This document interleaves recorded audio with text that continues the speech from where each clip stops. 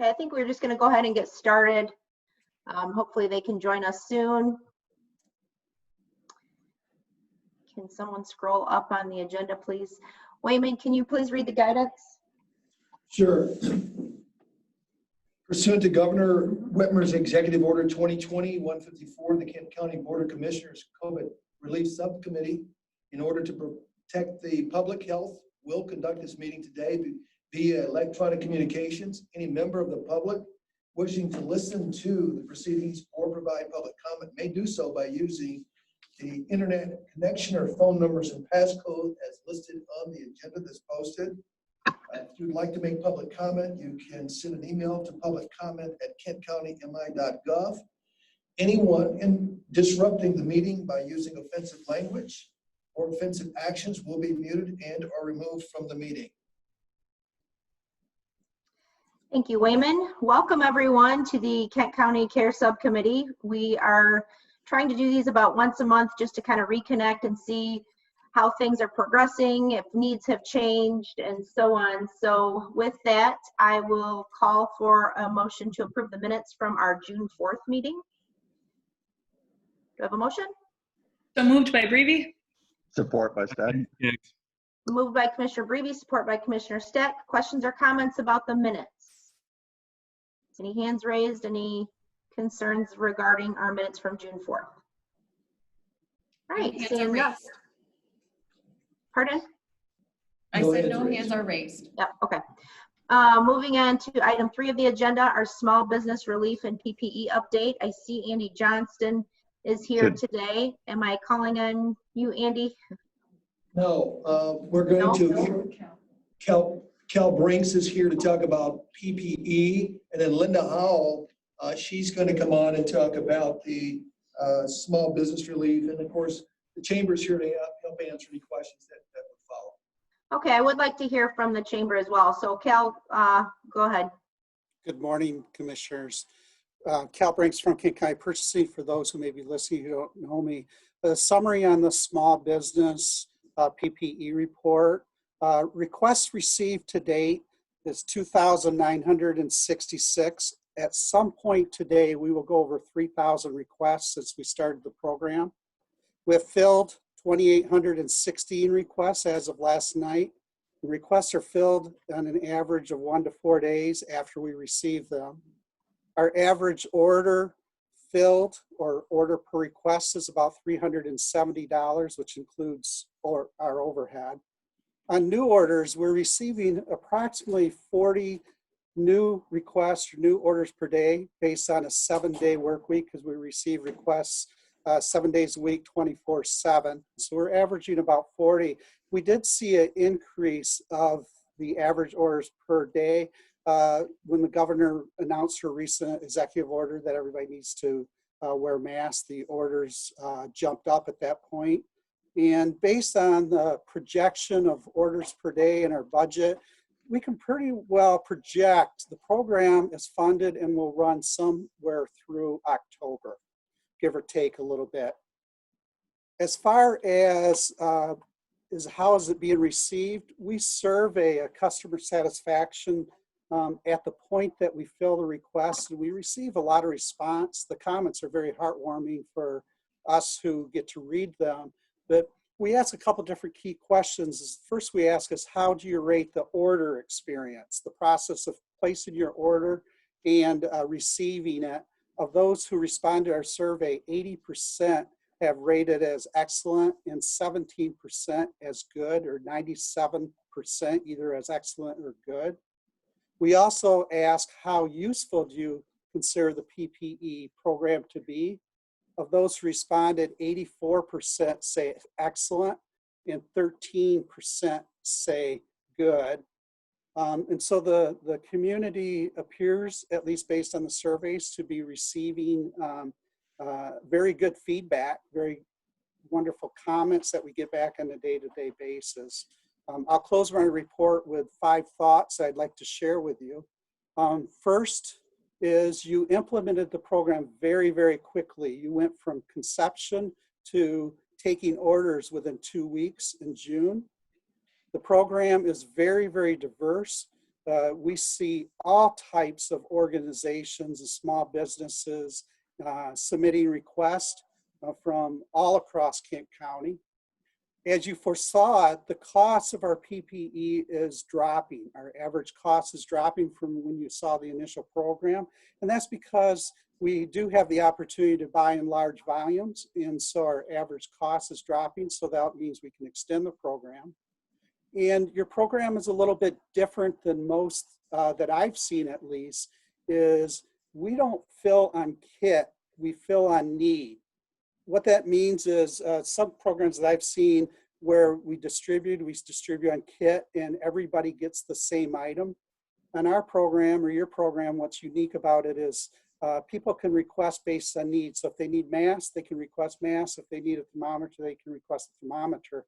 And so that extends your dollars a little bit further than filling a kit and reduces the waste. So overall, it's been very well received by the community. We've had some bumps along the way, and we've been able to address them when we show up in our survey. And so that completes my report, Madam Chair, unless there's any questions for me. Great, Cal, and thank you for all your work. When you say we implemented, you implemented so in 2 weeks. So appreciate the credit, but the credit is due to you and the staff, and we really appreciate all that work. Would be interested to know if we are capturing any type of demographics on usage. So is it small businesses, large businesses? Is it what kinds of businesses, what zip codes, that type of thing? Are we capturing any of that data to be able to report out to the community later? We're capturing types of businesses, and so we can pull that out. We also capture zip codes, so we can pull that out as well. Although not everybody fills in a zip code, so there's some manual work for staff to go in and look up zip codes. But our primary we can capture is area zip codes. And last I took a look at it was about 3 weeks or so ago, and it's pretty consistent with the population within Kent County. A large amount of it's going to the urban, the core 6 cities, but we see it all over the county being distributed, and it appears to be very close to population. Okay. Commissioner Skaggs. Thank you, Chair. I just want to echo your kind remarks for Cal, and I really appreciate all the work that you and your staff are doing. What's our turnaround time from, say, inquiry by a business to when we're able to fill that order and have them come down to pick up? It's 1 to 4 days. We receive requests, and they're typically filled in 1 or 2 days. We put a system in place to make sure that we don't drop any orders. And so any order that's over 4 business days, we contact the fulfillment company and we pull their order and put it on top. So typically 1 to 4 days, maybe a stretch by 5. Okay, great. Thank you. That's all. Commissioner Steck. Thank you, Chair Bolter. Thank you again, Cal, for all your work. Just a couple of questions. Refresh my recollection. Is the program available to nonprofits and for-profit entities? It is. A large number of nonprofits come in there. We limit the criteria based on 100 employees that we do not filter out. And so we see nonprofits coming through, a large number of them, along with a host of different privates. And then the second question is, are masks the principal, or are they the primary product that are being requested? It's a big chunk, but certainly not the only. We offer face shields. We offer 2 types of face mask. A big item requested is hand sanitizer, and we offer hand sanitizer. We also offer cloth masks, so actually 3 types of masks are offered, and we offer gloves, nitrile gloves. And again, you're able to find all of that. You're able to find all that product sufficiently and timely. It is. What we do is we sit down in our purchasing office and we know what's going out. And so we build a history, and we can forecast based on lead times and deliveries based on what's going out, what we need to buy. And so our longer lead times, we buy more. where we don't have longer lead times, we buy as tight as we can to the vest so that we can extend the program to its utmost. And so we are able to project that. Okay. We also do control it through maximum orders as well. Okay, my last question. Did I hear you say that you are projecting you have sufficient funding to meet demand through October? Is that what you had said? That is Okay, correct. and that's based upon your current anticipated, I mean, things can change, obviously, whether the demand increases or decreases depending upon the trajectory of the pandemic. But right now, your base straight expectation is October, end of October, we'll run out of funds. That is correct. We can anticipate based on our average order per week and our average dollar amount per order, we can calculate based on how much funding we have left, that at the current order rate, it will be funded through end of October, maybe early November.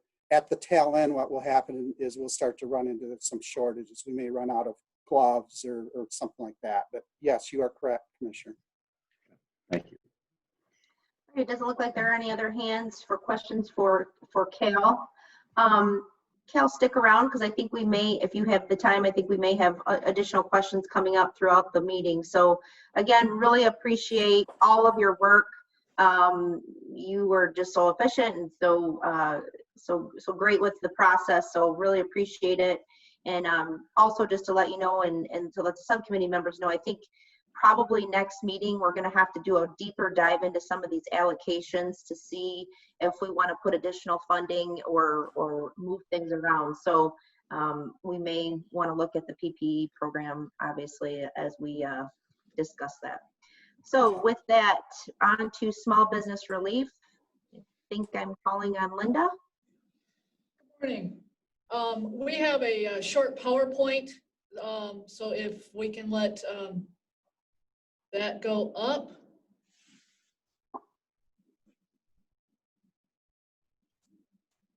Matt Nelson. There we go. This is just a short PowerPoint. You have a much longer report in your subcommittee folder, which Pam will also email out when the meeting's over. The report covers all of the various funds and grants that we've stood up. If you want to go to the overview, Matt. Can I just ask a quick second? Sorry to interrupt, but is this the business program or this is everything? The chamber program is the first part of this. When we put this together, we did it as a unified PowerPoint. I apologize for not realizing. Okay, it's a little confusing with the agenda, so I just, okay. So thank you. Just to give you a quick overview, there are 3 freestanding grant programs that have been stood up already. We've stood up 12 separate projects for a grand total of $37.1 million of your allocated funds. 5 major projects yet to go. Again, you'll see all this in our later section on the general grants. But moving on to the next page, we get to the chamber program. So far, we've received over 1,600 applications. The first batch came in last week after having been reviewed at the chamber. They recommended 352 of those grants for a total of $2.4 million. The next 1,200 applications are in the review process. I expect the vast bulk of those to get to us next week. The applications are hitting the targeted areas of the county, including 63% from persons of color. And they are hitting small business, with the average recipient having 2.8 FTEs. We have asked the chamber to specifically target outreach to farms and daycare operators, and that targeted outreach began last week, and we are seeing some results on that already. The chamber has held many clinics in different areas of the county, specifically making sure that folks from the African American and Latinx communities have awareness of the program and know how to access it. And the chamber is providing the necessary assistance for anybody that needs assistance in filling out the applications. This has all happened since the application started being accepted on June 22nd. And so we anticipate, again, that we'll see more and more come in. As I said, it's 63% minority owned, or excuse me, persons of color, 43% women owned. We also have a breakdown on the industry groups. We are seeing 48% in services, 16% in food and beverage, 12% in retail, 2% in manufacturing. So the chamber is now going to focus additional outreach on restaurants and retail, since they're at lower than expected representation for right now. We have the review committees are comprised about evenly male and female reviewers, with 52% people of color, and they are from a wide variety of community organizations, area chambers, local units of government. There's a complete orientation process and a training process for those committees. The committees make recommendations. Those recommendations come to this county for final approval. The chamber then sends out the initial notice information to the recipients with a request for a signed grant agreement and the necessary tax forms. When those are signed and returned to us, fiscal services here at the county will be cutting the individual checks, and then the checks will be sent out from the county. The average grant size is about $7,000, and the agreements are in both English and Spanish, so that we are attempting to make sure we don't have any barriers in the language translation issues, so that all these programs can reach everybody. That's the brief summary of the chamber program, so I'll stop there. And Madam Chair, if you want to ask any questions, both I and Matt Nelson are here to answer questions, as well as several members of the chamber. Okay, so just questioning process here. Is your presentation going to continue on, or are we going to pick it back up on item 5 of update on grants and agreements? Yeah, we talked, Madam Chair, sorry for the confusion on that. We combined this presentation, should have shared that with you. It has both the conversation on the agreements and grants, and we'll get more into the details of that as soon as we get through this first part of the small business relief grants with the chamber. So sorry for the confusion on that. Okay. Well, I do want to call on Dante or Andy.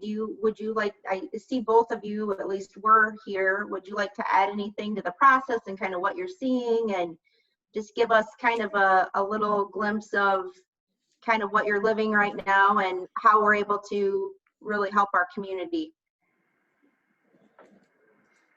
Absolutely. Andy, you can chime in. Madam Chair, thank you for the opportunity. This has been a very intentional program. We've partnered with many organizations. We've been very intentional in serving our communities of color. That 0 to 5 employee business does require a lot more hand-holding, and we're doing that. The clinics that we're doing are not only assisting them in creating the application or filling out the application, but something very crucial, which is also creating the financial documents that are required.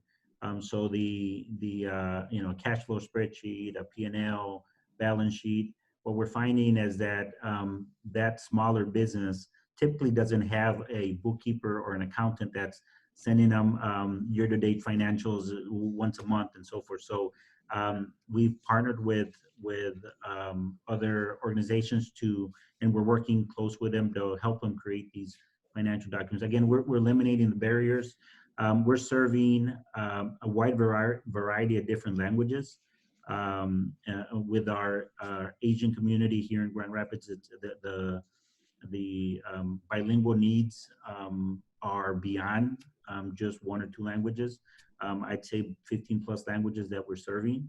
And then we're also working with our community media to really be intentional and impactful and making sure that we're outreaching to all our diverse communities. And then the last thing I'll share is that the intentionality is part of all the process, not just outreach, but in serving, we need individuals that understand the culture and the language and so forth. And when we help them create the financials and so forth. So the subject matter experts are representative as well of the communities we're serving. Aquí todos hablamos español, pero también hablamos más lenguajes. We are very intentional on making sure we're speaking not just English and Spanish. Overall, the program, I think, is really gotten off to an excellent start. We have specific industries that we're starting next week, we're pivoting our engagement plan. Manufacturing is 2%.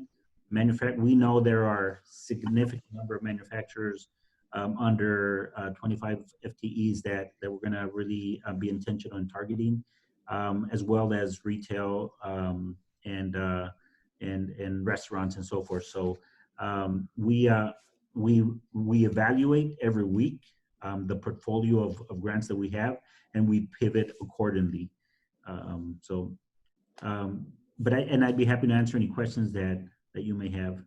Yeah, I'll just add that we've really been focused on reaching out to local governments again, and then when you review these applications, the applicants have to cite why they need the loans, and this program is incredibly impactful. It's trying to help 100-year-old businesses that are potentially facing closure. It's reaching different parts of the county. So I just want all the commissioners and everyone to know how impactful it is. It will make a difference for these small businesses. Thank you, Andy. Thank you, Dante. It looks like Commissioner Skaggs has a question. Mm-hmm. Yeah, thank you, Chair. Hello, everyone. Just a couple of quick questions. So you've received 1,600 applications and 352 grants have been slated for being awarded. The rest are still in review. Or are there applications that are being rejected or sent back for further clarification? What's that process with this?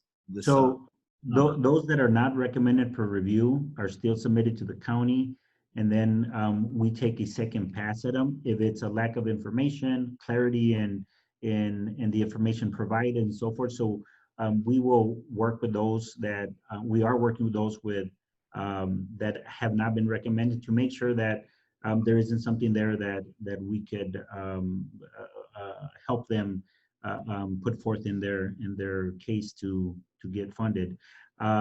We have 2 additional review committees working right now on reviewing the other over 1,000 applications, and we'll continue to do so. We're still receiving a lot of applications, and we'll continue to receive them, I think, for the next 3 to 4 weeks. One of the other things we are seeing is those that are maybe did not apply 3 weeks ago, 4 weeks ago, are applying now because things are still changing. I have firsthand experience with some of the restaurants who said, no, we're opening them back, we're good, we're gonna, and now they're coming back and say, yeah, we've been open for 2-3 weeks, and 50% occupancy is not cutting it for me. I'm not making money, so I need to apply, and we're putting them through the process. So we're going to continue to see as the economy continues to struggle, we're going to continue to see a lot of businesses that are going to keep applying. So do we have a sort of drop dead deadline on applications, or is it just rolling, you anticipate, for 3 to 4 weeks? Correct. Until we reach, we will know when we've reached the dollar volume or getting close to it, and then that's when we would put a end date, knowing that we have X amount of dollars not committed yet that could go towards applications. But as of right now, we do not have a end deadline. Great, thanks all. Commissioner Steck. Thank you, Chair. I guess my questions were similar to Commissioner Skaggs. As I looked at the numbers, Dante and Andy, it suggests that out of 350 grants that have been approved, that's about 2.4 million. If you apply that same ratio across the remaining 1,200 or 1,250 apps that are still there, we're still only spending less than half of the money that has been allocated here. So I'm just I mean, and maybe you just addressed that a little bit, are the number of applications still coming in at the same rate? Do we still anticipate that we're going to see sufficient applications to draw down these funds?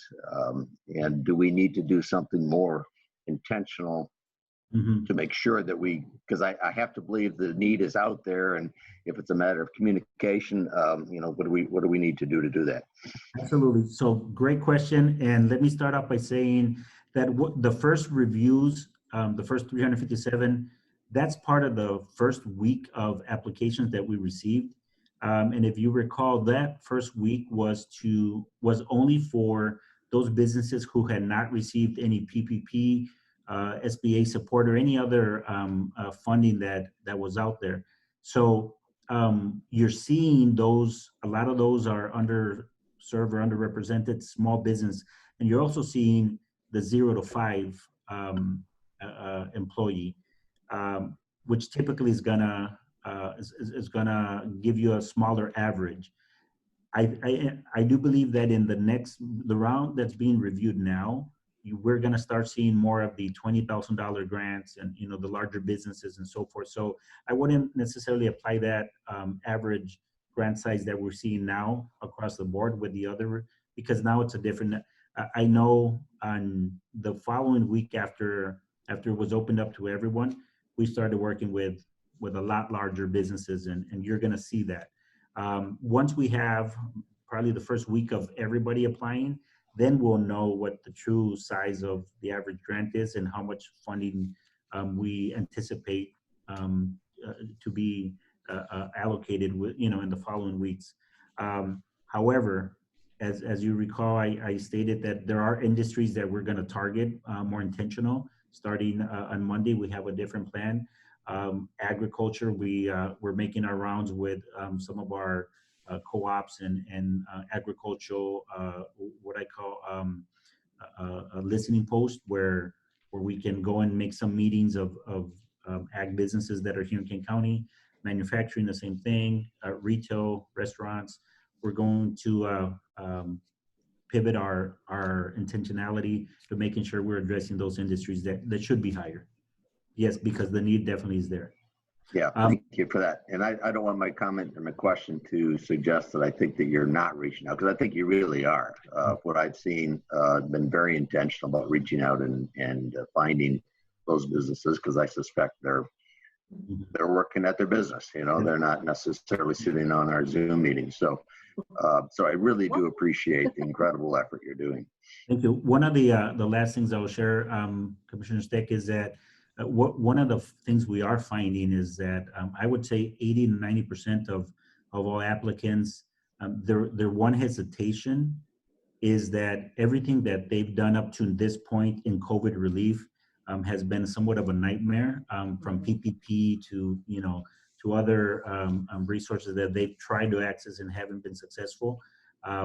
So what that forces us to do is to pivot to helping them understand that this is not PPP where you apply and you don't know what's happening. This is more intentional in helping to address the needs that you have right now. And this is a grant program, and it's a simple application and so forth. So we find that more one-on-ones are more impactful, and that's why our team has pivoted to that. All right. Any other questions on the small business process from any of our commission members? Chair Bolter. Commissioner Talon. Yes, and my hand is raised too in the queue. Okay, gotcha. Commissioner Talon, then Commissioner Womack. Sorry. Thank you, Chair. I want to continue to follow up on what's happening with the businesses once they're recommended by the chamber process, recommended to the county. What's the communication with those businesses? What do we tell them? And then it was really confusing to me, Dante, when you said if they're not recommended, you still submit them to the county, you still work with them. That felt really unclear and confusing to me. Can you expand on that some more? Absolutely. Let me address that one first. So we have a team of 5 reviewers that take a look at each application. We need 3 of those reviewers to recommend for funding. However, we're looking at those that also receive 2.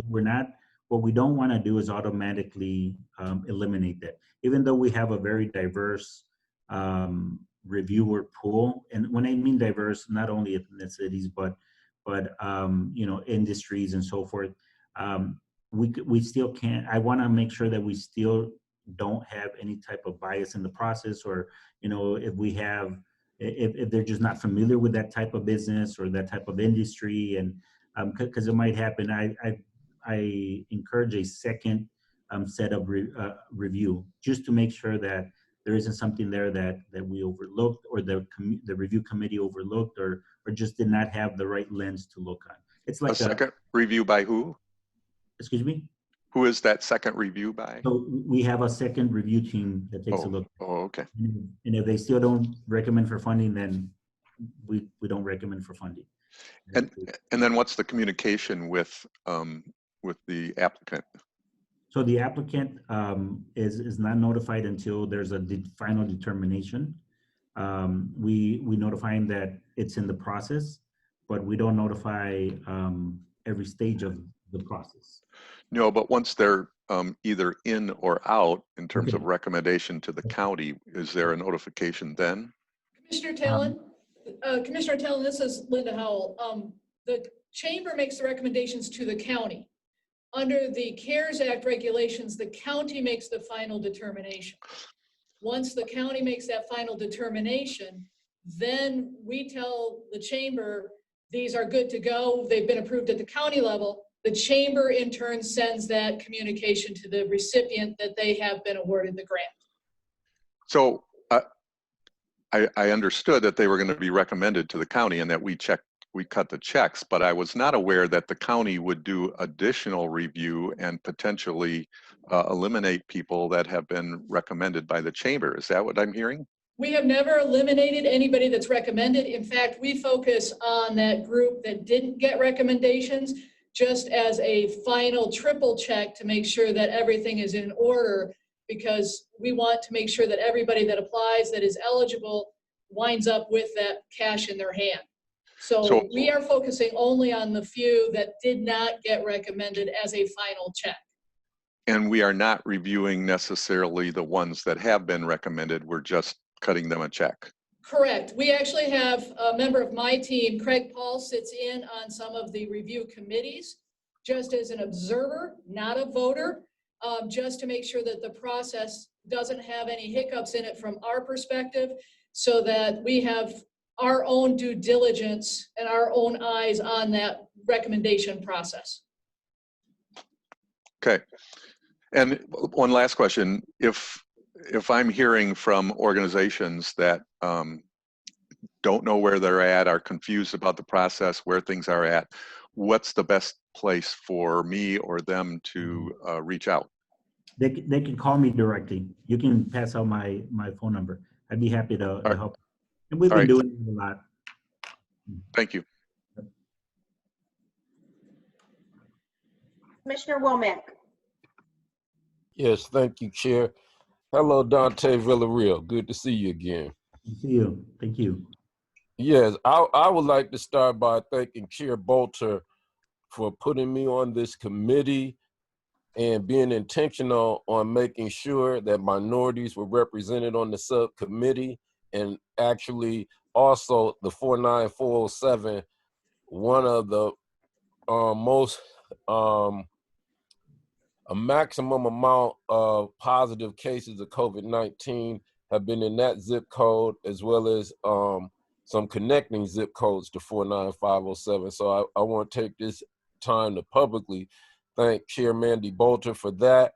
Dante Villarreal, I definitely want to thank you for walking door to door with me in the African-American community to talk to businesses. Many of those businesses that we walked in and helped fill out applications said they had never had that type of support before, that they've never been told about many grants that have come out of the city or the county, and that most of them have been turned down for some of the federal stimulus grants. The majority of those all of the businesses that we did walk into said none of them had ever received anything from the federal government on the stimulus plans, even though they had high hopes.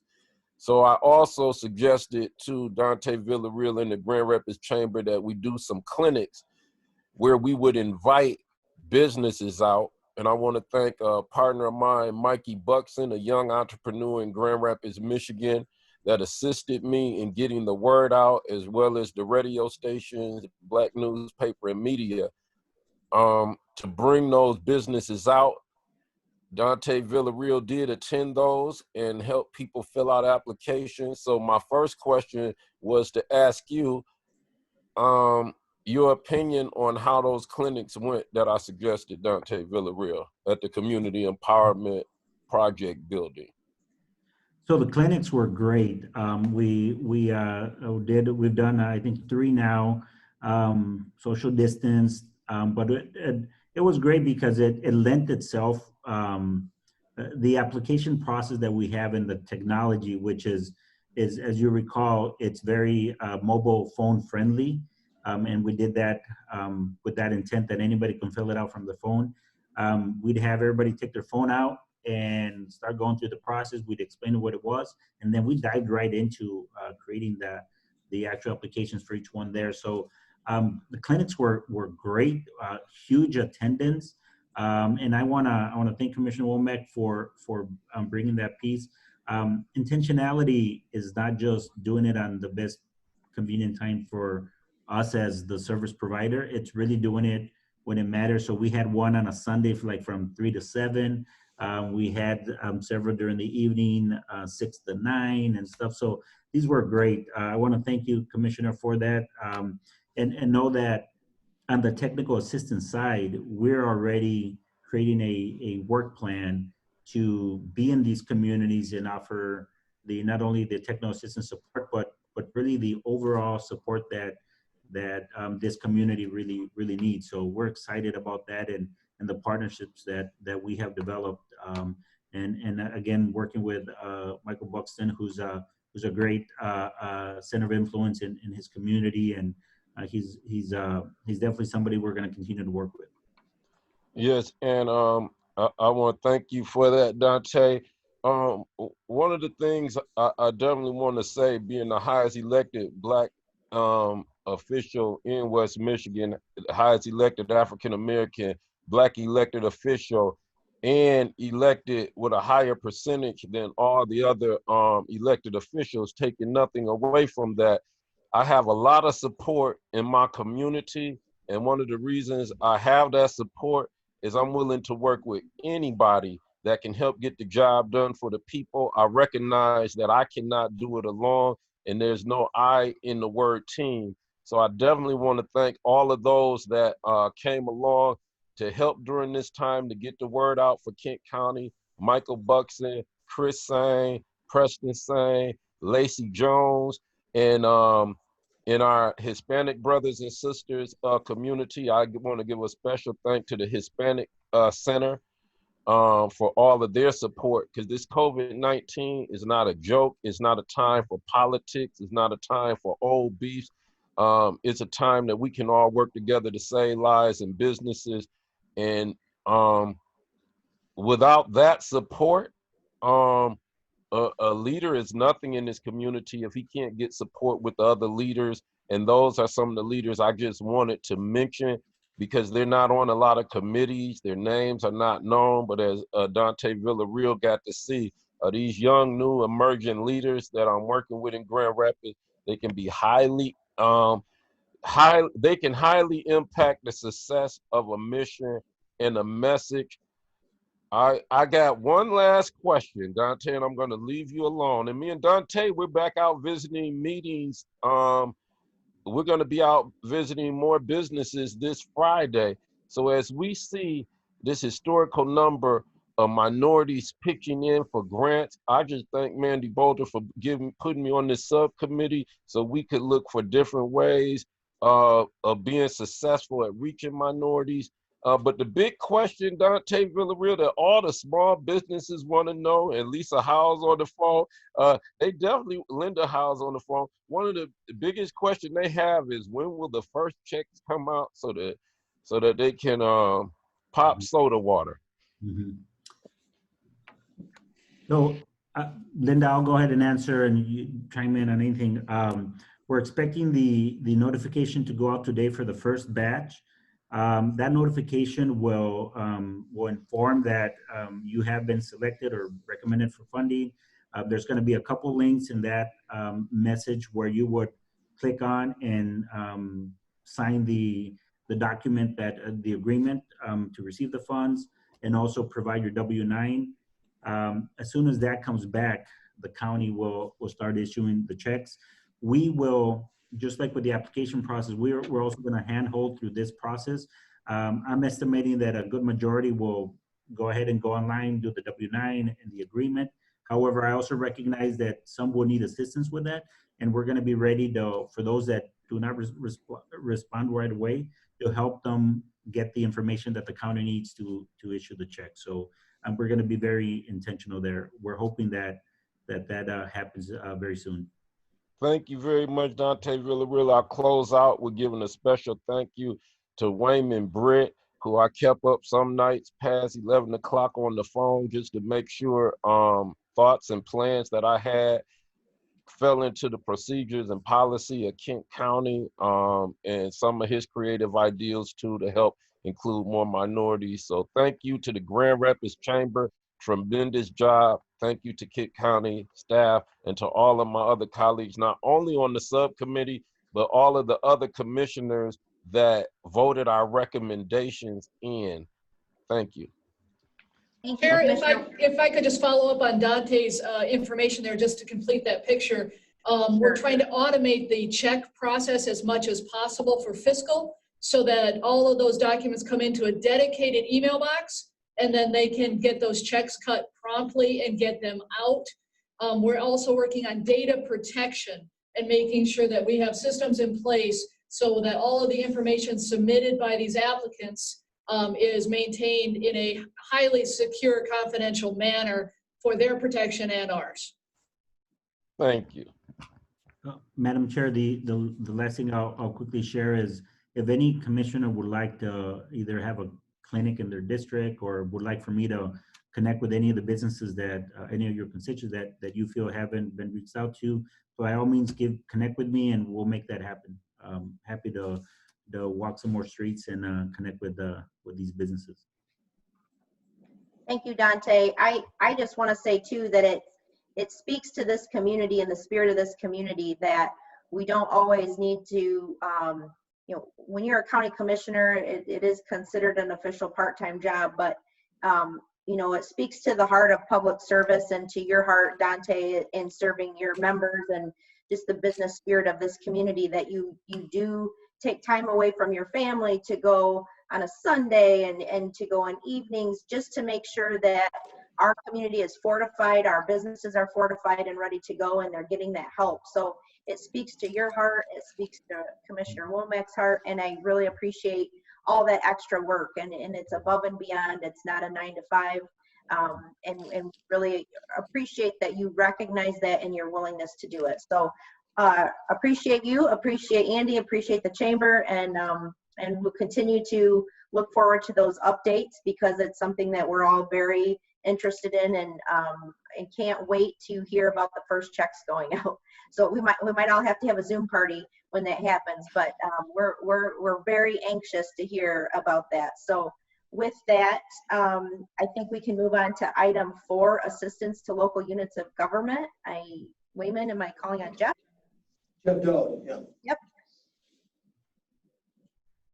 Good morning, everybody. I have a quick update for you. So I don't know if you recall, but we set up a process back in June once the $50 million bucket was allocated to local units of government. I reached out with several of the bigger entities to come up with a process. I've communicated with them several times via email, and the process is the first round of applications, or not applications, but reimbursement requests are due next week.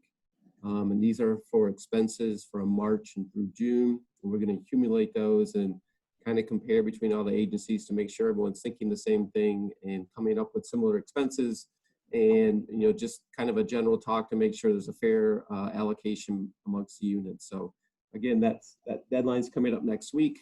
I have 4 or 5 submitted thus far, and just waiting on the others at this point. Additionally, since this time, the state has come up with additional guidelines, and I believe most of the entities have submitted direct reimbursement requests to the state of Michigan as well. And Jeff, just to remind us of our process that we've communicated to those local units, and you did share with me the email correspondence that has went back and forth, and it was very clear. And I encourage you to do that with the rest of the subcommittee if you haven't already. But just a reminder that we had the first process was just to simply create a bucket to hold an amount. We weren't suggesting that these were specific dollars that were going to be cut to them. It was what do you think your estimated need is, just for us to hold back to ensure that we can assist you. Then we also did talk about making sure that they went after state CARES funding first. So I just want to reiterate that again, that is what we understood the process to be. And is there any additional thoughts or anything you want to share on that? No, I think you hit it exactly. Again, we always set this up as a reimbursement program. We gave out a list of things that could potentially be reimbursed under the program to all units. And again, I've gone back and forth with several of them on questions, but and their detailed listing of reimbursables is due next week. And it's got to include receipts, invoices, payroll ledgers, those types of things, and narratives on why they feel those expenses are reimbursable. So great. And then you're going to provide us with an update potentially in August of a document of what's went out? Yeah, for sure. Okay. Yeah, once we get the scope in, we'll know what to do if the 15 million was a good allocation, or if there, I'm guessing with the state giving an allocation after the fact, that we'll actually have some money available in that bucket maybe for others, but we'll have to see once we get the initial round in. So. Okay. Thank you. Questions for Jeff on the local unit of government assistance? Commissioner Skaggs? Thank you, Chair. Hi, Jeff. Good to talk with you again. So the deadline is next week on July 31st? I think I put the 30th, but yeah. 30th, okay. And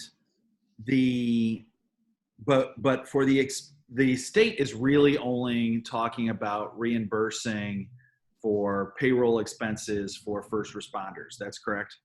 Yeah, they have 2 programs. There's a first responder pay for April and May for right now, and they allocated 200 million to that particular one. And then there's also like a hazard pay program as well through the state that units can apply for. Right. So when we're telling the cities that we want you, and the townships, that we want you to apply to the state first, and then we'll look at what they come back with, we're really only talking about those buckets. For the receipts that they're sending us for everything else COVID related, we're ready to pay out that money when you all decide that that it fits our criteria. That's correct? Yep, exactly. Great. Thank you. On mute. Commissioner Talon. Thank you, Chair. Just lowered my hand because I had the same question as Commissioner Skaggs, and it's been answered. Thank you. Commissioner Womack.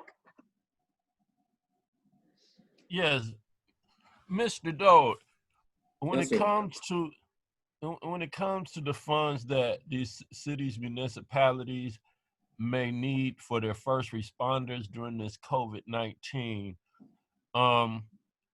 it has been said that the county may be waiting to send over some of those funds because we're waiting to see what the state does. And at the same time, the cities and municipalities saying that whether they receive the money from the state yet or not, they have, the state has already issued what funds they will allocate verbally, contractual wise. They've shown what they're going to send, and it's not going to change. Is there any reason that we're still having some hesitation in getting those cities and municipalities funding especially when some of these requests are coming in from the first responders, police and We're fire. actually following kind of a dual process. We've communicated to submit to the state and then submit the exact same things to the county in addition to those that the state isn't covering. So let's say you have PPE purchases, or you need plexiglass shields, or whatever you're thinking you're going to need for your community. We're encouraging to submit to us as well. And then the rules of the relief fund, though, is that if one entity is getting paid through CARES Act for pieces of it, you can't be reimbursed a second time for the same request. So that's why we're kind of doing a dual request. Let's say the city of Grand Rapids, for instance, has $5 million in payroll. They submit to the state. Let's say the state gives them 3, and we determine the whole 5 is eligible, then the 2 would come back to the county as potential reimbursement, if that makes sense. Yes, it does. Have we did an evaluation to find out what needs they may have that we know certainly won't be covered by the state? Because the need during this COVID-19 pandemic is an emergency to cities, municipalities, our townships, is an emergency to the people and citizens, is also an emergency for these small businesses, and everybody has received it very well. It was a boost of hope within the community when they heard of the CARES Act coming through Kent County. People are still very excited about it, but people are beginning to grow a little concerned with the lengthy process. So that question once again is, have we identified the needs of these municipalities that we know the state won't cover, so we can start giving some assistance? I think we did in the original, when we went through everything that people were paying for, when I had the call with several of the cities, we developed a list of these things. So again, it's PPE and anything they felt was reasonable, COVID related would be potentially covered by the county. So the process was, though, because I think it was June 19th is when the original email came out. It was shortly after the allocation was made for the $15 million bucket that the expenses for March, April, May, and June would be gathered up because we were so near the end of June, and then submitted by the end of July for this first round. So we hope to get them all in soon by next week and turn those around quickly. All right, well, keep up the work, Mr. Dode, and you got some big footsteps to fill in your new position. We've had some great people hold your position, and I'm sure you're going to make us equally proud. Thank you for your service, and continue to be intentional on helping these cities and municipalities. Thank you, Jeff. Thanks, Commissioner. All right, any other questions or comments regarding local units of government? I don't see any hands raised. Just want to thank Jeff. I know you've done a lot of work. I think there was a lot of confusion at the beginning with some of the CARES directives from the feds. And so I think you've done a really good job of continuing the open communication amongst our townships and our cities. And I think it's actually been a great opportunity for us to build those relationships. So really appreciate all that work and effort and time, and appreciate you. Thank you. Thanks, sir. Hey, we are going to go on to item 5, an update on agreements and grants. I'm assuming we're going to go through Linda's, the rest of Linda's presentation. Pam, if we can put that back up. Let the PowerPoint come in. Oh.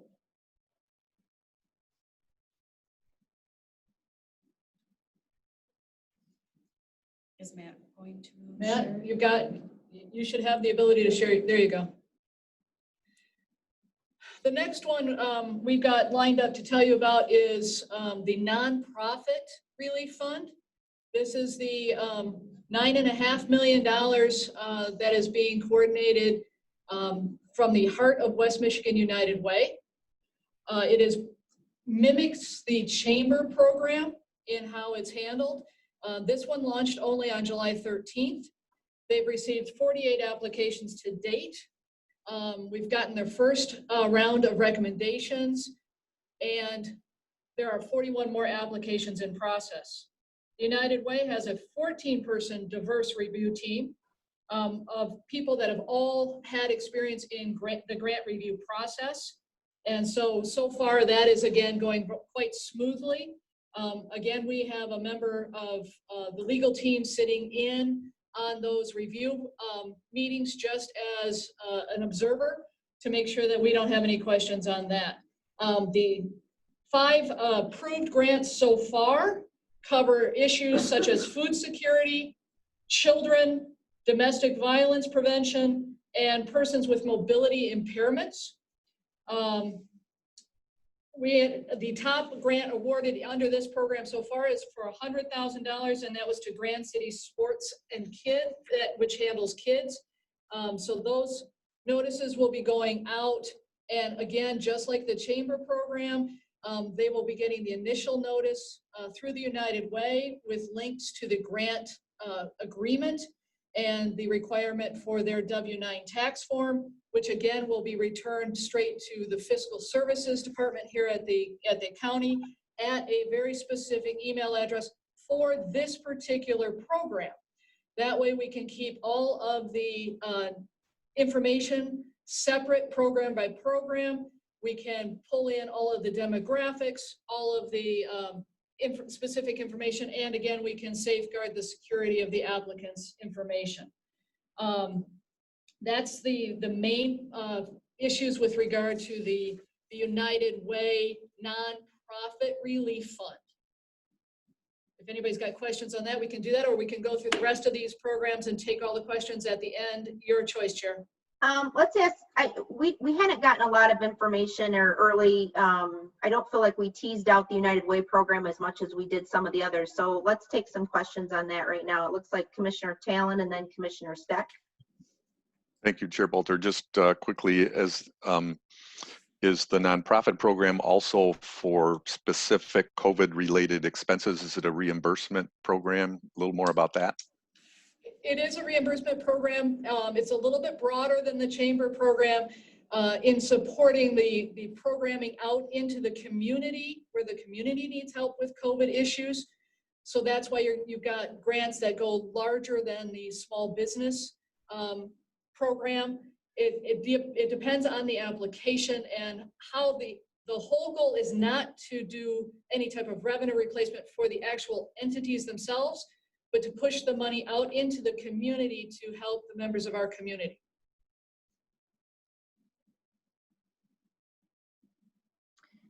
Are you good, Commissioner Talon? Sure, thanks. Commissioner Steck. Thank you, Chair.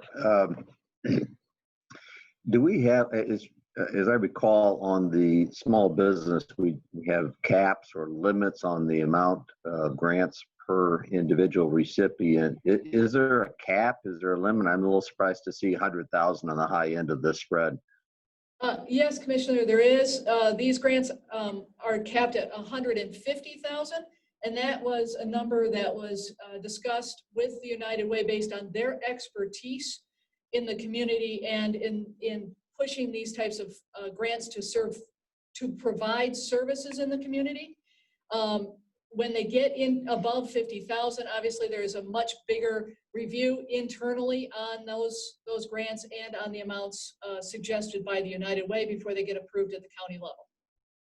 So again, following up on Commissioner Talon's question, you're explaining that there's a significant difference in the purpose of these grants compared to what we're doing in the small business. The small business grants are expense reimbursements for certain limited defined scope of expenses. These are grants that will allow the recipient to actually use the money to implement a service program within the community. And does that fit the compliant? Does that comply with the CARES Act's restriction that says these are only to be for purposes of reimbursing COVID-related expenses? The CARES Act allows us to provide economic support and other community support for the impact of COVID.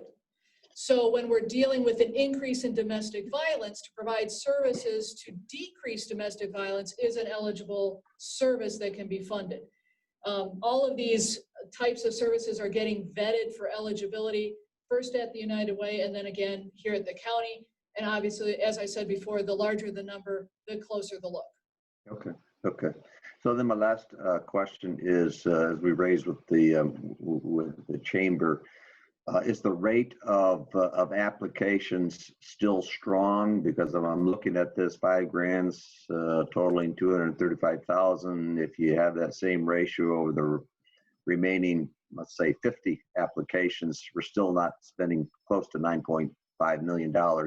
So where's our application rate at this point? Please keep in mind that this program started about 3 weeks after the chamber. And so that 5 grants is in their very small first batch.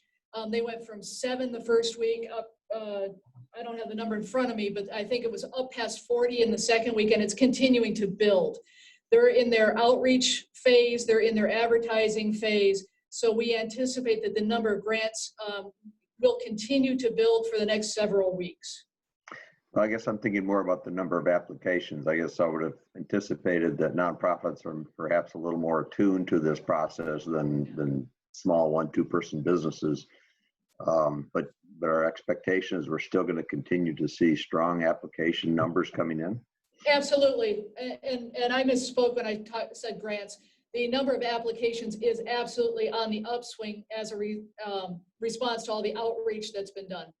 And we're getting very nice cross outreach from all the other programs, because that was a requirement we built into all these programs. So we're getting, if you will, marketing or advertising through the small chambers that got funding, through the Grand Rapids Chamber. It's being cross pollinated, if you will, so that we can get the applicants to the programs that they fit. Cross pollination, it's a good thing. Commissioner Breedy. Thank you, Chair Bolter. I was just wondering, I know on the small business grants, we put a limit on the number of full-time employees. Is there anything similar to that in the nonprofit grants? There is, and we have Shannon Gartner's on the line too from the United Way. She's, if you will, the comparable to Dante at the chamber. So Shannon, if you want to run down some of these details for them. Sure. Can you repeat your question again? Yeah, you know, with the chamber, we had a limit of 25 full-time employees with these grants. And I was wondering if there's anything similar with the nonprofit grants. The majority of the grants that we are seeing come in are some of those smaller organizations, more your grassroots type of organizations. So the staff so far has been more around 5 to 10 employees. There's been a couple that have had maybe 7 full-time and a couple of part-time. So they're more of the smaller organizations as of right now. We have not received, excuse me, any applications from your larger, either 100 or more employees yet. Any other questions regarding United Way's process? Don't see any other hands up. This is Commissioner Steck. I'd raised my hand. I'm sorry. Sorry, Commissioner Steck. Yeah. Again, I guess to the extent that we're looking for these nonprofits to be facilitators of community programs, the size of employees probably is not all that relevant. But it seems to me there are a lot of other relevant factors, such as their track record and experience and competency and ability. And so I'm assuming that all of those are factors that you're carefully vetting in the application process. Yes. Go ahead. Go ahead, Shannon. That is correct, Commissioner. Commissioner Steck, did you get all your questions answered? Yes, they are answered, and look forward to seeing some of the details on these. Right. I do have a couple questions, and I'm not sure if this is for Linda or United Way. I'm really concerned about the marketing of this program. As we've seen with the chamber, they've been everywhere, you know, door to door, going all over. So I just want to be sure that we're adequately marketing this this program, and I look forward your response on that. And then additionally, I'm very concerned about accountability. I guess I am a little surprised that we are doing this large of a grant. This is the first time hearing that we're doing that large of a grant. And I'm wondering, and this is probably a question for Matt or Linda, when we get into these larger grants where someone's getting $100,000, are we doing then some sort of formalized agreement between United Way and the recipient to really hold them accountable? And then additionally, are these individual grantees going to get audited, or you know, since it's not for just general operations, it's for a service that they're providing. So I'm very concerned that money is going into the community that these folks are going to do what they say they're going to do. Chair, yes, for anything of over 50,000 is getting a specialized grant agreement that deals specifically with that particular applicant, the scope of work that they've proposed, the representations that they've made, as well as the reporting that it will be required of them with regard to the use of the money. All grant recipients are signing a written agreement for their grant, regardless of amount. But for the smaller ones, both at the chamber and the smaller ones through the nonprofit, it is more of a base agreement. But if we get up into the 50,000 range or higher, it is a specific agreement for that particular application, and it gets a look from outside counsel and my office before it goes forward. Okay. And then obviously fiscal has our outside auditors on board, and so they will be setting up their audit practice for all of the grants regardless of program. Okay, Commissioner Womack and then Commissioner Skaggs. Yes, I have a question for our legal counsel. Have we set a percentage aside for those that may occur administrative expenses during their programs? Have we set aside what percentage that they can't go over? We have had those discussions, and Matt Nelson has all those details, Commissioner. Yes, Okay. Commissioner Womack. We have established in consultation with the United Way that none of these organizations may use more than 10% of the grant for administrative overhead. The remaining 90% must be used for the purposes of advancing the various programs that are identified. And then to go back and add one point to a question from Commissioner Bolter, in addition to the follow-up and the legal documentation that we're having with all these organizations, United Way is also following up to track outcomes. That was part of the agreement with them. And they have obviously significant experience doing that with the other grant programs that they have been running for years in the community. Thank you very much, Matthew. My last comment is that I did contact United Way and mention some of the great things we did with the chamber in our community to get the word out. And Mrs. Gardner was receptive to maybe doing a Zoom meeting with some of the nonprofits that we've identified just to give them more information on it, and also maybe even doing some clinics. But we understand that that's all gonna be dependent on the safety on how we can do those in-person clinics or not. But definitely here to support the United Way and these efforts with Kent County to help nonprofits as we do all we can to curb the coronavirus COVID-19 spread. Thank you. Thank you, Commissioner. Commissioner Skaggs. Thank you, Chair. So on this, is this going to be, I mean, is the plan to run this in the same way that the small business grants are being run? That is that the final say comes with the county commission itself to approve these recommendations from the United Way, just as we're doing with the recommendations with the chamber. Commissioner, the final approval does come through the county because of the requirements of the CARES Act. So yes, we are doing that, but I don't want any misinterpretation. All of these grants are not going through the board process because we're talking about hundreds, if not thousands of grants. When the commission approved the allocations, we're working through that process to get them administratively approved through the administrator's office and through fiscal services after the reviews by the outside, either chamber, United Way, and legal. So just the plan is for just administrative, not for any review by this subcommittee or by the board itself. Correct, not on each individual grant, no. Okay. Commissioner Skaggs, are you good? I have some concerns. I'll follow up offline. Okay. Any other questions regarding this portion of the presentation for United Way? Seeing no hands, let's proceed forward. Matt, you want to go to the next page, please? One of the other grants that has been documented and finalized is the funding for Family Promise.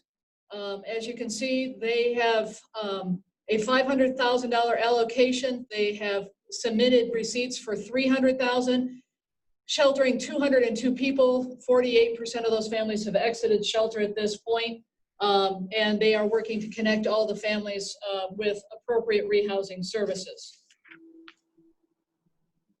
Next slide.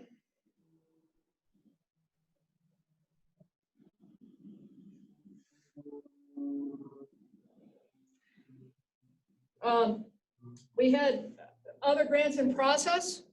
We have the Urban Outreach Center for Youth Employment. We are working with the NAACP. We're working with the Hispanic Community Center, Experience Grand Rapids, under which we will fold in the Sports Commission, and the John Ball Zoo. Most of these are significantly in progress. There are meetings scheduled, and we just received additional information from 3 out of the 5 of those yesterday. So I would anticipate that these will all be wrapped up and hopefully completed within the next week or so. And that money, again, will be available for use in the community. Linda, can I just ask a quick question on these? What bucket are these coming out of? Is this what was rolled up underneath the county, or where are you pulling these from? Because it's still kind of hard to track in this format. Chair, in my understanding from Steve Duarte is that these are coming out of the Economic Stabilization Fund or line item, which was under the county expense header. Okay. NAACP and the Urban League. Not Urban League. I'm sorry, the Outreach Center not coming out of that bucket. We need to clarify. We'll clarify that and get an itemized breakdown for you. Okay. Matt, you want to go on? Just, we have these remaining major projects that we're in the process of. We have the child care grant program. We have a meeting set on that on, I believe it is Monday next week. We're working on the homelessness prevention and affordable housing strategy. We had a lengthy telephone call with Susan Cervantes and KCCA. And by that, I mean almost 2 hours, where we went through trying to tie together the available CARES Act funding with CSBG, CDBG, ESG, and all the other funds that are coming through KCCA. Those funds tend to have a longer timeline, meaning they don't necessarily have to be spent by December 30th of this year. So we're trying to make sure that these funds are used in such a way to bring the biggest impact to our community, and so that they're used, if you will, in the right order. We hung up the phone, and literally 10 minutes later, the state announced its $50 million eviction prevention program. So it is a moving target, not unlike the bill that Commissioner Ponstein mentioned at the board meeting earlier this morning with regard to first responder and hazard pay.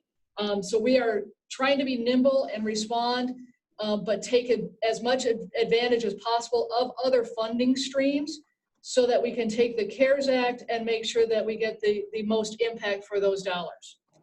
But we are looking at these these projects as our next major focus now that we have these first 12 projects standing up. So with that, if anybody's got questions, we'll be happy to do what we can to answer them or to provide additional information. Any questions regarding the rest of the presentation? Commissioner Talon? Thank you, Chair Bolter. I want to follow up on a couple if I could. The child care meeting that you mentioned for Monday, I had communication from Anissa Eddy yesterday, and she said she had not heard from the county in a month. There had been some initial conversations, which I understand, Linda, you and Warner attorneys were involved in. Has this Monday meeting been scheduled with her since yesterday, or can you illuminate on that? Sure. Our work days are a little bit long. That email exchange happened at 12:15 this morning. Oh, this morning. Yes. Middle of the night. Okay. So Anissa and her team with Child Care Crisis Response Team, they are part of that meeting on Monday? Yes. Great. The other one is the housing, the homelessness prevention, the eviction diversion stuff. There's a housing, homelessness, eviction diversion work group that's been meeting. Are we connecting with that group to make sure that we're part of how they're addressing those issues? It's my understanding we have a couple different folks at the county that are deeply involved in those issues. Obviously, Susan Cervantes and her whole team at KCCA are deeply involved, as is Sandra Grossen-Jones here in the administrator's office. So yes, we're coordinating with all of those people to try and knit together all of these various funding sources to make the safety net as tight and as broad as possible. It's my understanding that the county hasn't been involved in that effort that includes the rental property owners, the courts, housing assistance program, legal aid. What can I do to help connect folks to that? Commissioner, maybe the two of us can talk offline and we can exchange some information, because I would love to have more context if there are. Okay, thanks. Linda, this is Susan. I'm on the line, and we are involved with the homeless eviction diversion program. We're working with the courts and the Salvation Army, and then we're also on the coordinated entry committee that the COC has, and then a couple other committees that we're working on. So I do feel as if we are involved with those. I'm not sure where the questioning is coming from, because we have staff on all kinds of committees that we're working on. Well, if I could follow up, Chair, I guess the issue is whether the allocation that we made is at the table, whether the group knows that the county set aside resources as part of the COVID CARES, and whether that group knows about those dollars and is fitting into the overall plan. Has that been brought to the table? The first ESG dollars has been brought to the table. The COC didn't meet this month. And not talking about ESG. I'm talking about the allocation from the 115 million, the bucket that we set aside for this work. Commissioner, if you don't mind, if we can coordinate between you and me and Susan and some of the other folks that are involved in the housing issue, we can see exactly where we need to tighten up our communications. Sure, that'd be great. Thank you. Any other questions or comments on this presentation? I see no hands. I'm getting the... All right. I think kind of out of this, I want to again extend my appreciation for all the work. I know that the United Way was a challenging process, not because of anything the United Way did, or it just is. It's a new process. It's like the coronavirus. It's a novel process for us. And but I do want to say that I do think that commissioners are going to need some more details on kind of, you know, what's the agreement? What are the details of the agreement? What are the criteria? How is this working? You know, I don't want to belabor it anymore here, but if we could get some sort of presentation put together or some sort of PowerPoint or just something to send out to board members, because I think we didn't tease a lot of these details out in subcommittee like we did the chamber process. And I think that we would appreciate a little bit more information going forward. So that would be great. And I would just encourage if staff could do that. I would really appreciate that. All right, we're going to move on. We're going to move on to item 6, the CARES funding allocation plan update. A lot of that stuff's in the FAQs. So Steve Duarte is on the line. Steve, are you there? And please be patient with the communication. We have the system that Steve tracks to make sure that he hears what's going on. Steve, are you there? I am. Good morning, commissioners. On the sheet, you will see the outline of the buckets that we've seen before.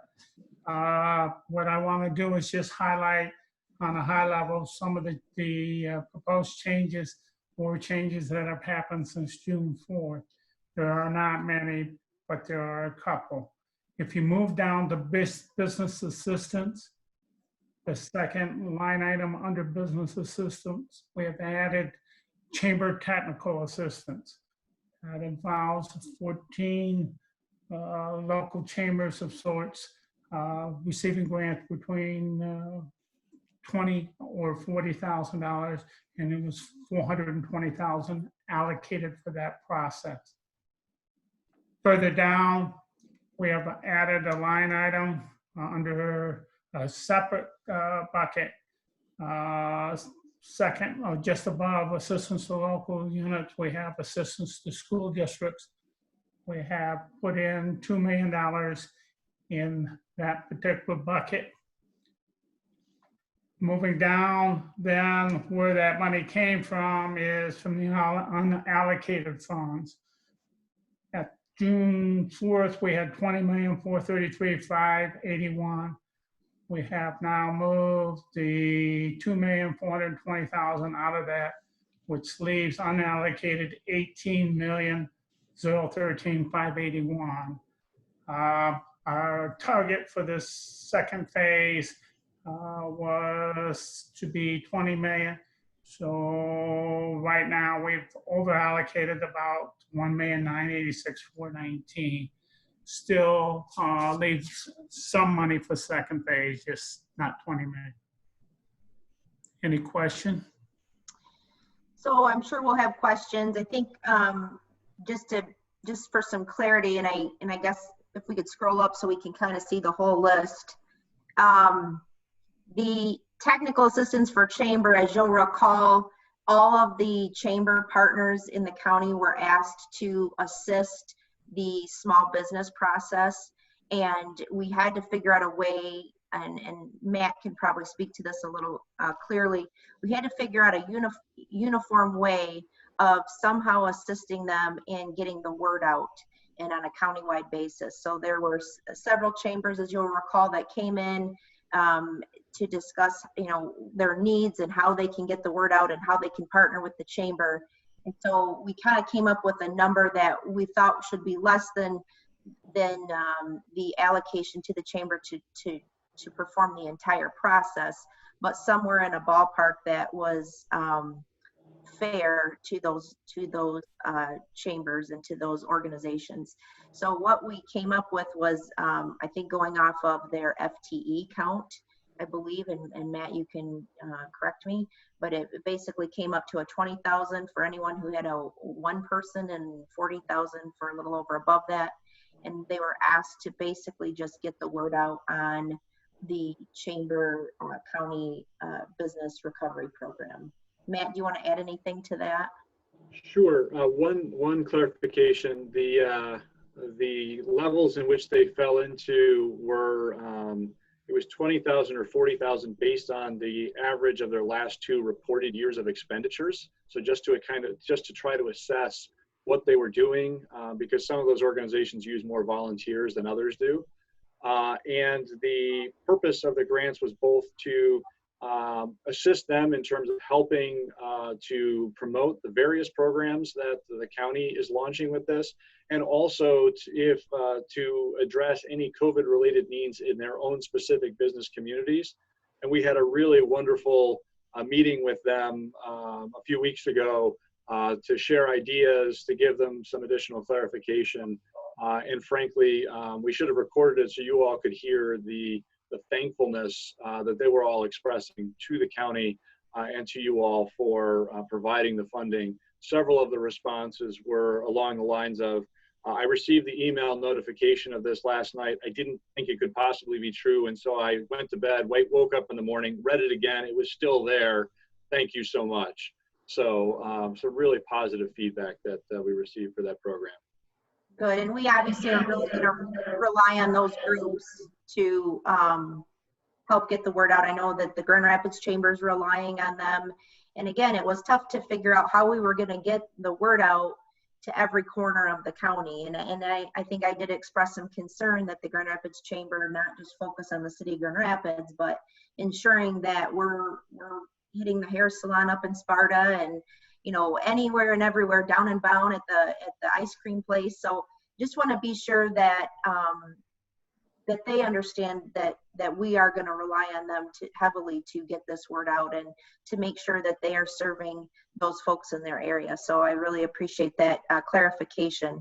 Looks like we have a couple of questions, Commissioner Steck and then Commissioner Jones.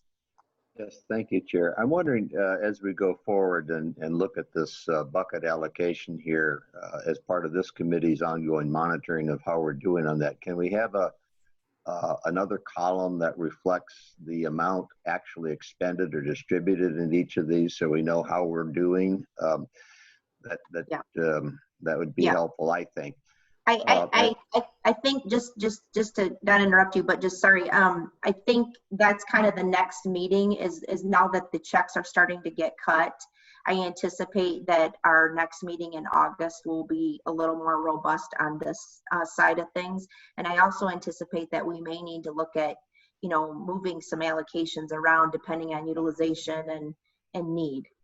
Okay, and that anticipates my next question, which is as we get into here, we may see some lapsing of money, or at least not full utilization of allocated funds. And I guess I'm presuming that they'll stay in those buckets until the committee reallocates it or moves it down to the $20 million unallocated pot, or what have you.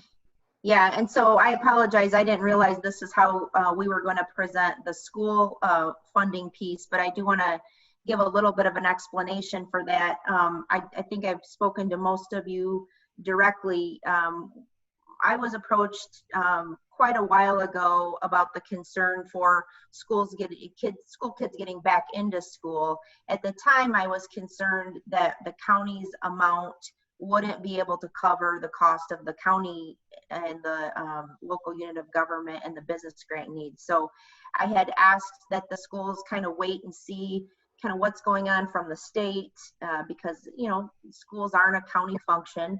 But as we've kind of progressed through this, I think it makes some sense for the county to participate in the effort to get kids back to school.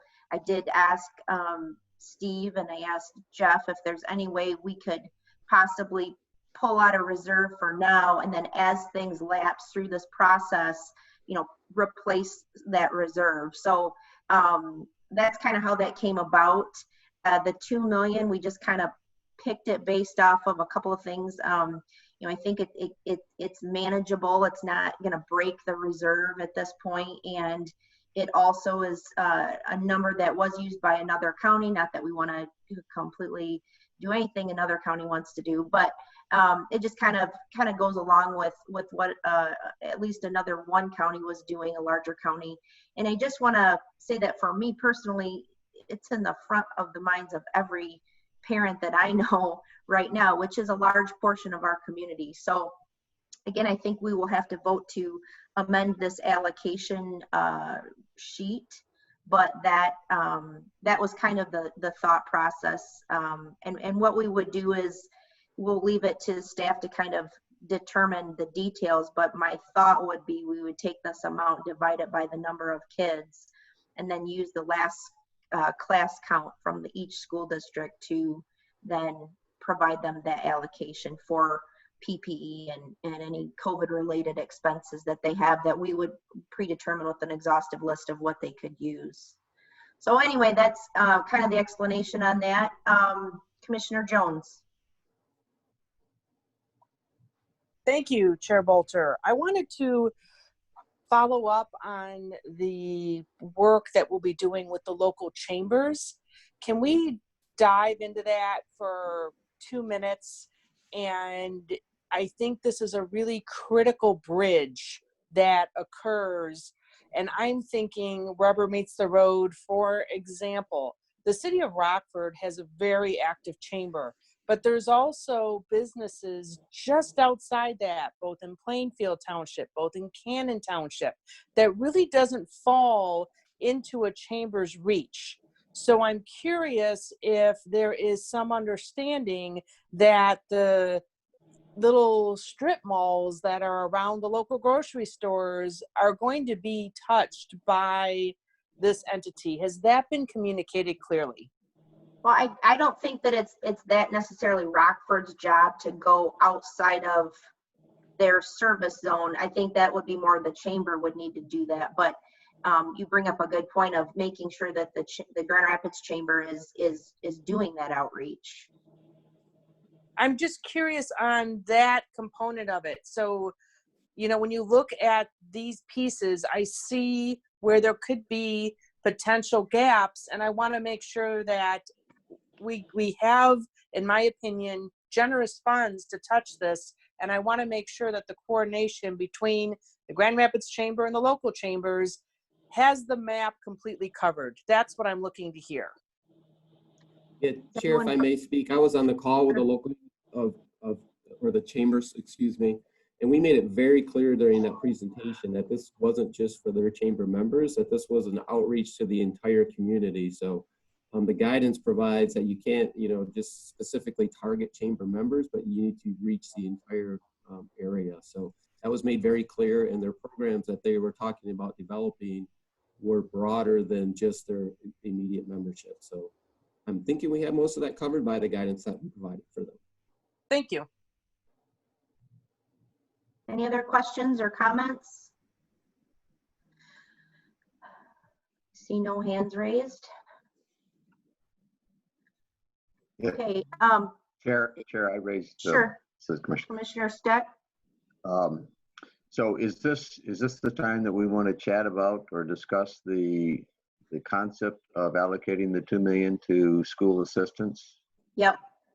Yeah. So yeah, I mean, I think it certainly is a good thing to do. I mean, that, as you mentioned, there's no question that our schools are a critical part of our communities. There's no question that they've been impacted, and their impact resonates out to the rest of the community. So setting aside a direct method and allocation to do that, I think makes a lot of sense. I don't know whether $2 million is the right number. I assume that's just not a lot of science behind it, but it's at least a start, and gets us there with, I think I Googled it, we have about 250 just public schools in this county alone. So this may not go as far as we would like it to go, but I think it is, it's appropriate that we be able to find a way of getting those funds in, and anything that we can do to help get our schools stabilized and back to teaching, I'm all for it, because I agree that that's a critical part of our response. And I also understand that this would be allocated across the board. Obviously, COVID doesn't impact only public schools; it impacts all schools, and so I assume that we're looking at being able to distribute this across the board to all schools and all school systems and mechanisms in our county. That would be my intention, and I believe that Matt can kind of explain it, but when it was explained to me from the legal side, we would have to have individual agreements with individual school districts. So at least that's how it was explained to me 2 weeks ago. So yes, Commissioner Skaggs. Just want to quickly echo the erudite words of Commissioner Stack on the importance of, I think, this program because, you know, it affects not just parents, not just the kids, but, you know, the community at large. I think it is something that we should, as we're doing all sorts of new things right now and being engaged in all sorts of places where the county hasn't traditionally been engaged. I think this would be really an important program to get us back to whatever the new normal is going to be as quickly as possible. So I just want to applaud staff and especially Chair Bolter for really, you know, adding this here and seeing the need and making it a priority. Thank you. Commissioner Breve. Thank you, Chair Bolter. I agree. You know, I think it's definitely important. A lot of teachers are concerned about returning to school at this time. So if we're able to ease those concerns with giving them, you know, some funds to put towards PPE or, you know, helping them out in the classroom with other COVID-related expenses, you know, if it does turn to a virtual learning opportunity. And, you know, I see that it's super important to provide these funds to, you know, all districts, all types of schools, public, private, charter, you know, all these kids and teachers are affected in the same way. So I love it. And, you know, I definitely support it. Great. Any other questions or comments about the document itself or these two items? Moving forward, I'm being told no hands are up. Linda, do we need to do a roll call vote to amend this, or do we just all in favor? For transparency's sake, we should do a roll call. Okay. Pam, do you want to do that? I can do that. Let me see. Just need a formal motion to amend the document. So moved. Support. Moved by Commissioner Skaggs, support by Commissioner Breve. Pam? Yep. Commissioner Stack. Yes. Commissioner Breve. Yes. Commissioner Jones. Yes. Commissioner Morgan. Commissioner Morgan. Doesn't look like Commissioner Morgan's on the call anymore. Okay. Commissioner Skaggs. Yes. Commissioner Talon. Yes. Commissioner Womack. Yes. Chair Bolter. Yes. That motion passes. Great. Thank you so much. And as I did mention, I think next board meeting, we will probably be working off this document quite a bit, amended with the expenditures for these buckets. So I anticipate that will be primarily our main agenda.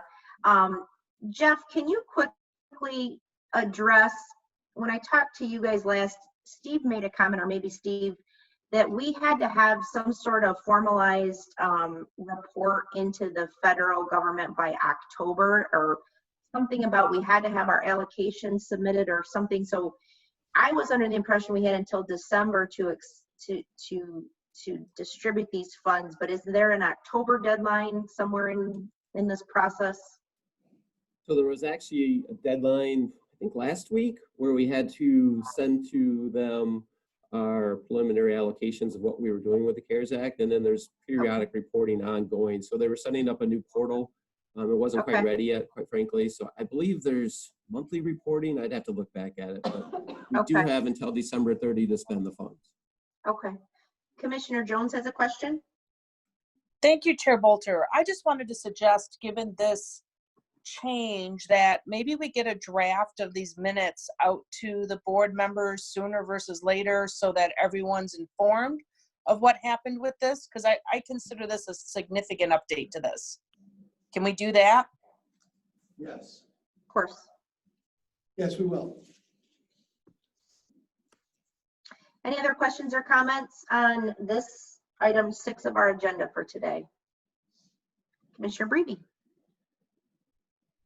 Yeah, real quick, you know, is this something that we're going to be doing a press release on, or, you know, promoting so school districts are aware of what's going on? Good. I would hope so. Yes. Yeah. We will make that happen. We can do that. Yep. Great, I think that's fantastic. Awesome. Any other questions or comments? Well, I would hope school districts, meaning all qualified schooling organizations and entities, should be Correct. notified. Yeah. All right. I just have one comment on this allocation update. I guess I just want to be sure for staff that we are moving. I know it's a ton of work, but we're moving as quickly as possible, executing this item, the school item and the hotspot item, because school is quickly approaching and they will need to get their orders in. So they, for this PPE. So the sooner we can activate and execute all those individual agreements, the better. And if we could do it, in the next couple of weeks, that'd be great. And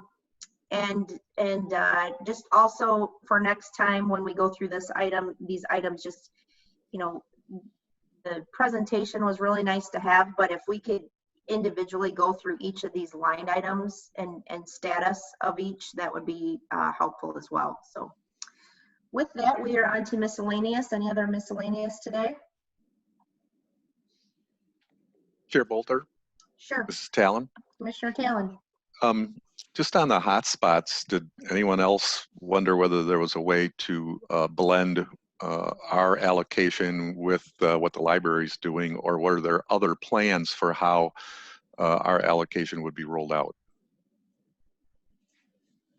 I think that's something that we can definitely follow. I took a lot of notes on that conversation, and Chair Bolter and I have been talking through a plan with staff on that. So our goal is to follow up with them about that today. It did seem like, Yeah. since they have something in place, there might be an opportunity to add additional funding to what's already in place, similar to what we did with the chamber.